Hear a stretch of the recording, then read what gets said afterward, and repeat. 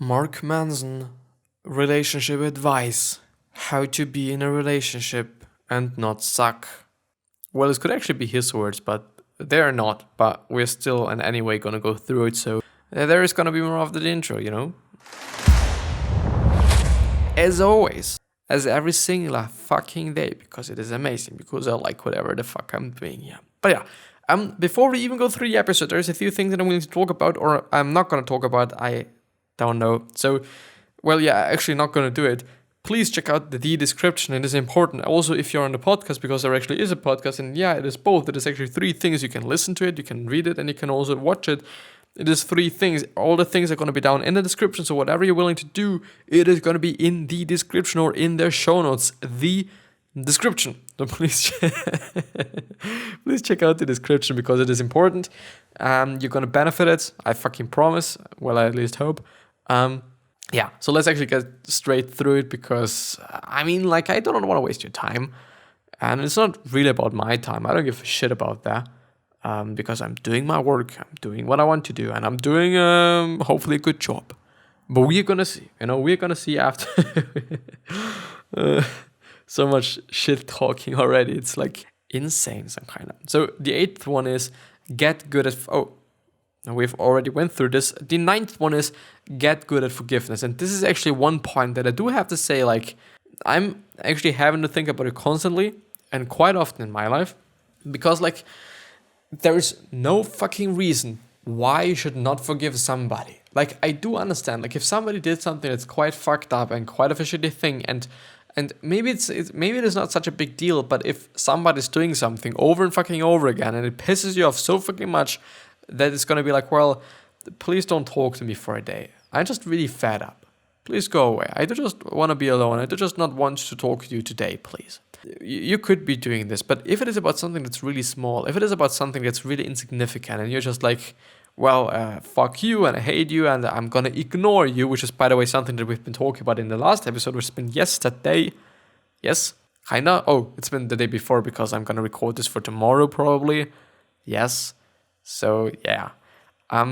Anyway, forgive the people. There is no fucking reason why you should be angry. Why? Like, it doesn't even make any fucking sense. Like, if you're angry at a person, it's not gonna do any good to you nor to the other person. It's only gonna harm, and this is fucked up. I'm, by the way, somebody that is just really. I can't do anything but forgive people. Like, I do kind of find it stupid after some time. Like, I am fed up with some things, and I am also gonna be fed up with some things, and I've also been fed up with some things, but in the end, I've always been forgiving people, and I've always been like, after an hour or something, I've been like, well, okay, it is fine, because it pisses me off that I'm angry, and it pisses me off that I'm pissed off, kinda. So, like, it's not working for me. But I know that it is working for some people, that they're gonna be like, okay, I'm not gonna talk to you. I'm not even gonna have a look at you for a fucking just week or something. But I don't know if this is smart. I don't know if this is actually making something better for you or the other person. And so if this is actually the case, like, why the fuck would you then actually be doing it if it is not benefiting you or the other person? So, yeah. So get good at forgiveness. When you end up being right about something, shut up. You can be right and be quiet at the same time. Your partner will already know you're right and will feel loved knowing that you didn't wield it like a bastard's sword. It's from Brian. In marriage, there is no such thing as winning an argument, says Bill. Everyone says that compromise is key, but that is not how my husband and I see it. It is more about seeking understanding. Compromise is bullshit because it leaves both sides unsatisfied, losing little pieces of themselves with themselves in an effort to get along. On the other hand, refusing to compromise is just as much of a disaster because you turn your partner into a competitor. I win and you lose. These are the wrong goals because they are outcome-based rather than process-based. When your goal is to find out where your partner is coming from, to truly understand on a deep level, you can't help but be altered by the process. Conflict becomes much easier to navigate because you see the context. Yeah, and context is definitely something that's quite fucking important. I've written regularly that the key to happiness is not achieving your lofty dreams or experiences some dizzying high, but rather finding the struggles and challenging that you enjoy enduring. And I actually shouldn't be shouting around like a fucking dumbass, but I think it is actually the case. I think this is also one of the reasons why I'm able to just do whatever I'm doing. Because yes, I've been doing this for more than a year now.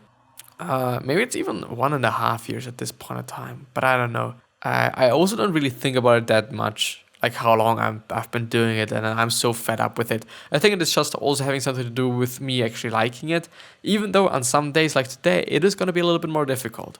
I don't actually know why it is the case. I don't know why I'm feeling a little tiny bit dizzy today, which is not making the experience way better, but it is what it is sometimes, it is just what it is. And I can't change that some sorta, And but I do have to say, like, finding your fucking purpose and finding something to struggle for and finding something to endure, it is going to create so much for your life. It's going to just add so much value to your life.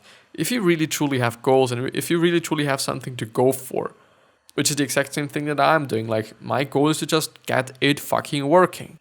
The podcast and the YouTube thing and also the social media thing in general, I want it to work.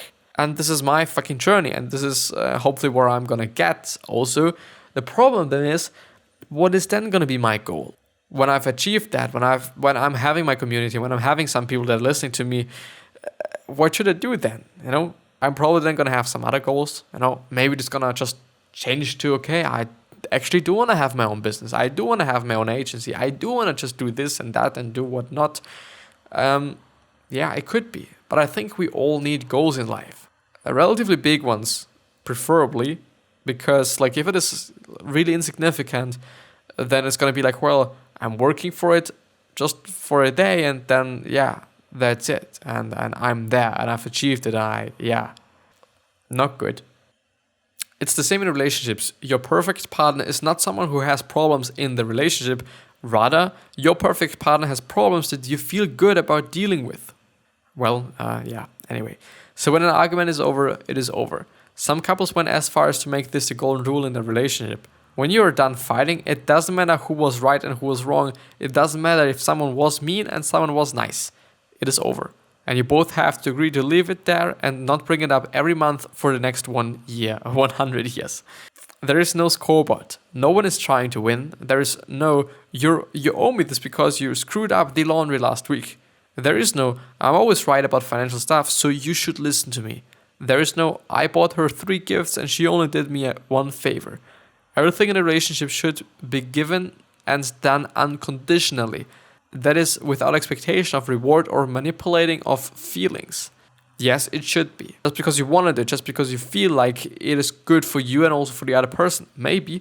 On the other hand, it is very difficult since I think we human beings are just doing that whatever. It's not going to be only the case in relationships, but it's, I think, also going to be the case for people that we, for example, want to be in a relationship within. That we're just going to be nicer to this person, that we're just going to give them some shit, that we're going to just do whatever. So, it's difficult, kinda, to say that, like, of course, it is a simple concept, but it's not that easy to work on that. It's not easy to accomplish that. It's not that easy to work with that. When your partner screws up, you separate the intentions from the behavior. You recognize the things you love and admire in your partner and understand that she or he was simply doing the best they could, yet messed up out of ignorance. Well, I wouldn't necessarily say ignorance, but just because it happened, maybe. This happened not because they're a bad person, not because they secretly hate you and want to divorce you, and not because there's someone else in the background pulling them away from you. They are a good person, that is why you are with them. If you ever lose your faith in their goodness, then you will begin to erode your faith in yourself. Or you're gonna just slightly kinda distance. Is it like distance? You're gonna move away from the person, I'd say, kinda. But on the other hand, I also do have to say, like, this is about something that I think is incredible if you think about just relationship, not only if it is a love relationship, but about like every single relationship that you might be having in your fucking life. I think this just makes sense. Seeing the good in people and trying to see the good in people and trying to think that these people are not gonna do anything bad to you and they also do not want to do something bad to you, I think is a good idea. Because If you're constantly thinking like, well, I hope this one is not screwing me up. I hope he's gonna pay me. I hope this is gonna be right. I hope whatever, that you're gonna be feared of whatever. I mean, like it's not gonna add so much value to your life. It's not gonna be such a good thing in your life. It's not as well gonna be just a happy life to live if you constantly are feared that something is gonna happen, that someone is gonna do something to you. If you constantly think that people are bad and that, yeah, not good. Being happily married for 40 plus years. One piece of advice that comes to mind: choose your battles. Some things matter and are worth getting upset about, most do not. Argue over the little things and you will find yourself arguing endlessly. Little things pop up all day long, it takes a toll over time. Like Chinese water torture, minor in the short term, corrosive over time. Consider, this is a little thing or a big thing. Is it worth the cost of arguing? From Fred. But I do wonder what Chinese water torture is. Chinese water torture. Is it like you're gonna hang there? Lyrics. I do not want to have lyrics. Jedi mind tricks. I'm on a killing spree, the Cantonese torturing, painting a picture with paintbrush in cold water of Genesis. Janus. Holding the key vitality. I'm sorry, this is all you need if you're a different being. I hope this is not gonna get fucked there. If I'm gonna get just torture, if I'm getting like just fucked because of that, and I don't even know if I can actually show that. I don't. Chinese water torture is a painful process in which water is slowly dripped onto the scalp. I'm actually gonna read it because I'm not quite sure if. No, I don't want to have this fucking picture there. Please, motherfuckers. I'm gonna do it in this way because I'm a little bit afraid. Of course, also because it might not be such a good thing for you to view. But anyway, Chinese water torture is a painful process in which water is slowly dripped onto the scalp, allegedly making the restrained victim insane. This form of torture was first described under a different term by Hippolytus de Marsilis in Italy.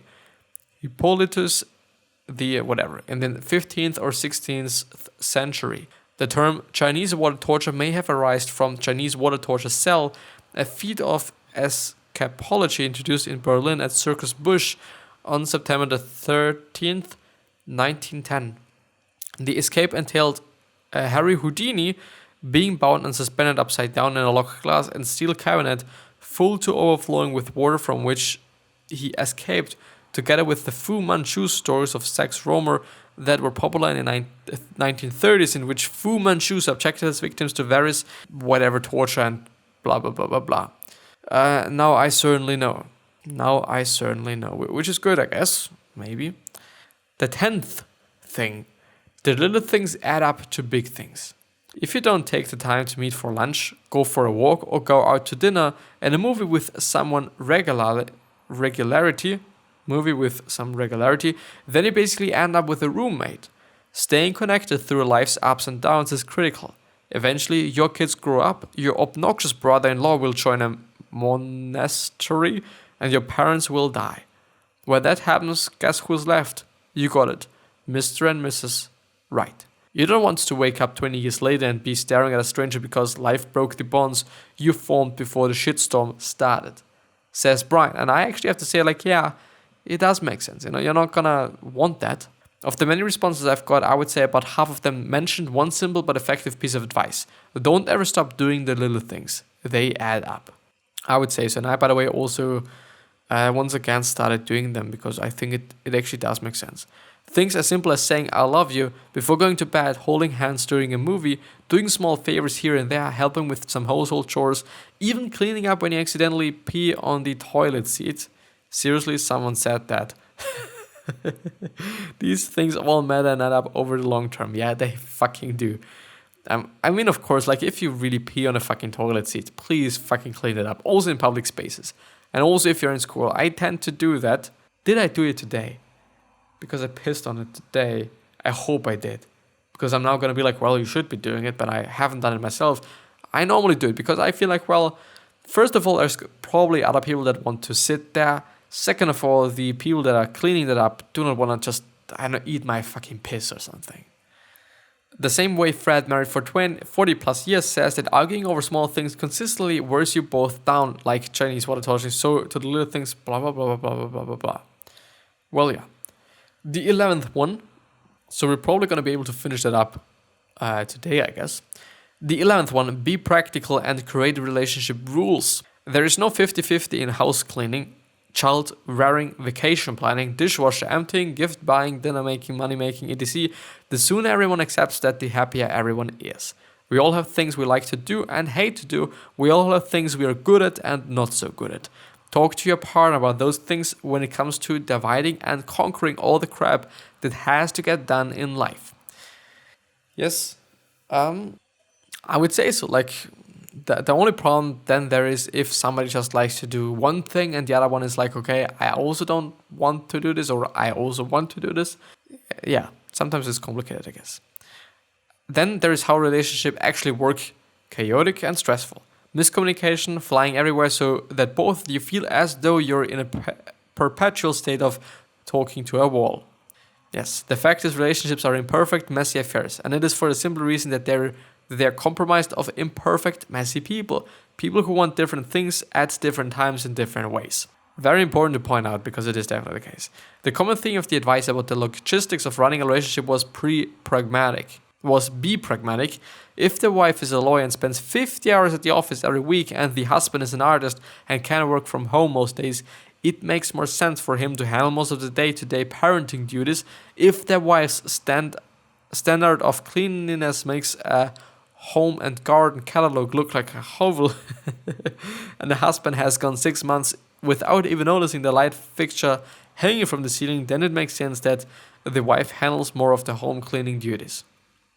I want to do it. Like, it's not about like roles.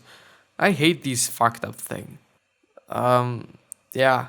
It is economics 101. Division of labor makes everyone better off. Figure out what you are each good at, what you love and hate doing, and then arrange accordingly. My wife loves cleanings. No, seriously, but she hates smelly stuff. So guess who gets dishes and garbage duty? I don't give a fuck. I ate off the same plate 7 times in a row, and I couldn't smell a dead rat even if it was sleeping under my feet. It is actually the case for me as well. Like, I don't smell shit. You know, so even though in some in some positions it's like, well, I'm smelling something that's really fucking awful. But often it's like, I don't know, I'm having my lunchbox and I haven't cleaned it for a week or some shit. Maybe there's even some moldy stuff in there, which is really fucked up, I know. But I am still gonna be like, well, I smell it. I don't like to smell it, but I'm not gonna be like, oh fuck, I'm gonna die if I'm just smelling that. On the other hand, my girlfriend's gonna be like, well, if I smell this fucking lunchbox that hasn't been cleaned for a fucking day, I'm gonna be fucking dead. And this is insane. Like, there's a fucking huge difference. And I'm, by the way, pretty interested in the difference in terms of more psychological and physiological differences between woman and man. I do want to know that, even though it is a little bit of a fucked up topic to talk about, because there's maybe going to be some, okay, men are this and women are that. Which is not necessarily, okay, this is good and this is bad, but it might be viewed as something like that, which is fucked up and shitty, and I do not want to have that. But I still think about it. Learn to ride the waves. I have been married for 44 years, 4 children and 6 grandchildren. I think the most important thing that I have learned in those years is that the love you feel for each other is constantly changing. Sometimes you feel a deep love and satisfaction, other times you want nothing to do with your spouse. Sometimes you love together and sometimes you're screaming at each other. It is like a roller coaster ride. Ups and downs all the time, but as you stay together long enough, the downs become less severe and the ups are more loving and content. So even if you feel like you could never love your partner anymore, that can change if you give it a chance. I think people give up too soon. You need to be the kind of a person that you want your spouse to be, When you do that, it makes a world difference. It makes a world of difference. I hate that. I love everything but the last one, which is you need to be the kind of person that you want your spouse to be. Like, no, I don't give a shit about that. Like, it doesn't make any fucking sense. It's also the exact same thing. Like, okay, you should be treating people like you want to be treated. No, hell fucking no. Because only because I like hugs doesn't mean that everyone likes hugs. Only because my partner likes hugs does not mean that I like fucking hugs. So why the fuck would I then be acting like somebody that I would like to have? It doesn't mean that my partner's also liking that. It just means that I like that. I mean, like, it is good advice somehow, but no, not necessarily. And this is actually the end of it. So thank you. One of the hundreds of emails I received once stuck with me. A nurse wrote to say that she used to work with a lot of geriatric patients. One day she was talking to a man in his late 80s about marriage and why his had lasted so long, and he said, relationships exist as waves. People need to learn how to ride them. The old man went on to say that just like in the ocean, there are constant waves of emotion going on within a relationship. Some waves last for hours and some last for months or even years. The key to success is to understand that few of those waves have anything to do with the quality of the relationship. People lose jobs, family members die, couples relocate, switch careers, make a lot of money, lose a lot of money. Your job as a commitment partner is to simply ride the waves with the person you love, regardless of where they go. Because ultimately, none of these waves last, and you simply end up with each other. I think I still do want to point out, if it is not working, if it isn't working, and it is really, really, really not working, and if you have tried it, please love your partner so much that you even are divorcing yourself or divorcing with each other, or that you're gonna leave each other. Because in the end, if it is not benefiting any of you, so why would you then be doing it? Why would you then be in a relationship if nobody benefits from it or off it? Like, it does not make too much sense. Even though I understand, like, it is not an easy thing. But yeah.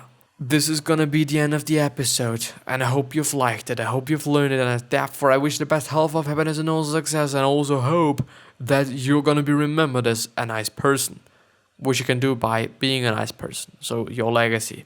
3 other questions that I'm having for you are: why are you here? What are you trying to change? And what is bothering you the most? These 3 questions are hopefully gonna show you your purpose and maybe even a business idea. And I'm hopefully gonna see you the next time. So I'll see you.